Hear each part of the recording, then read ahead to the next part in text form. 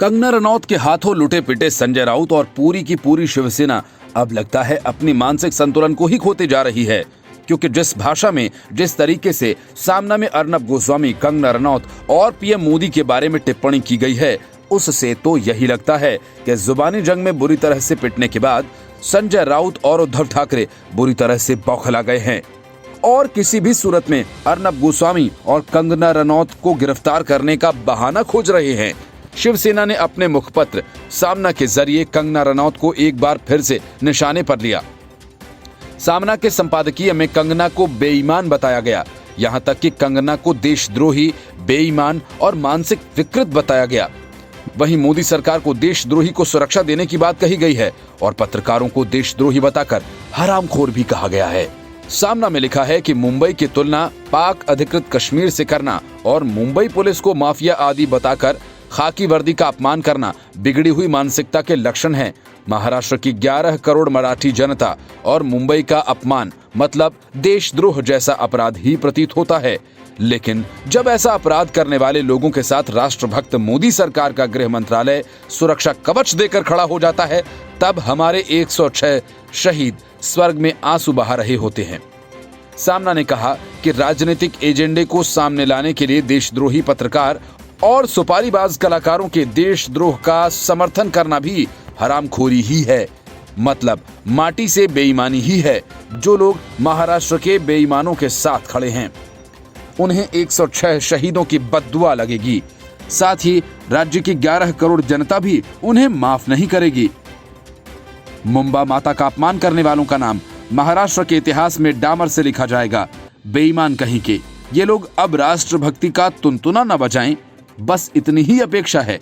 मराठी लोगों से बेईमानी करने वाले मानसिक विकृत लोगों से मराठी मानुष हमेशा लड़ता रहा है।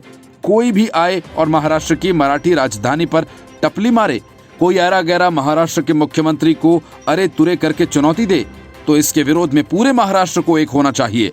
महाराष्ट्र संतप्त है, लेकिन भारतीय जनता पार्टी मुंबई और राज्य के मुख्यमंत्री का अपमान करने वालों का सीधे सीधे समर्थन कर रही है। मुंबई पर अपना हक जताने वाले बहुत सारे लोग आए हैं, लेकिन मुंबा देवी का ही प्रसाद है। देवी स्वरूप मुंबई मां की तुलना पाक अधिकृत क्षेत्र से कर हमारी देवी का अपमान किया गया।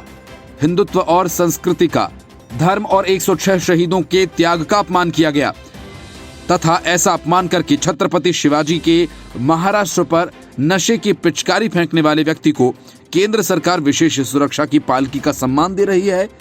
मराठी जनों, मुंबा देवी का ये अपमान जिसे प्रिय है, ऐसे लोग दिल्ली में और महाराष्ट्र के विधिमंडल में बैठे हैं, इसलिए मुंबई पर खतरा बना हुआ है। मुंबई को पहले बदनाम करो, फिर उसे खोखला करो। मुंबई को पूरी तरह से कंगाल करके एक दिन इसे महाराष्ट्र से तोड़ने की करतूत नए सिरे से रची जा रही है। सामना में लिखा कि अहमदाबाद, गुरुग्राम, लखनऊ, वाराणसी, रांची, हैदराबाद, बेंगलुरु और भोपाल जैसे शहरों के बारे में अगर कोई अपमानजनक बयान देता है तो केंद्र ने उसे वायु श्रेणी की सुरक्षा की पालकी दी होती क्या? यह महाराष्ट्र के भाजपाई स्पष्ट करें। देवेंद्र फडणवीस, प्रधानमंत्री मोदी या गृह मंत्री अमित शाह का नाम अरे तुरे से उच्चारण करने वाले 3 पार्ट चैनल्स के मालिकों को भाजपा वालों ने ऐसा समर्थन दे दिया होता क्या? मोदी सरकार को निशाने पर लेते हुए सामना में लिखा गया कि आज जिस प्रकार से सारे भाजपा वाले महाराष्ट्र द्रोहियों के साथ खड़े हैं, उसी विश्वास से हमारी सीमा में घुसे चीनी बंदरों के बारे में हिम्मत दिखाई होती तो लद्दाख और अरुणाचल की सीमा पर देश की बेइज्जती न हुई होती। देश की इज्जत तार तार न हो, इसके लिए राष्ट्रभक्तों ने संयम रखा हुआ है। बस इतना ही।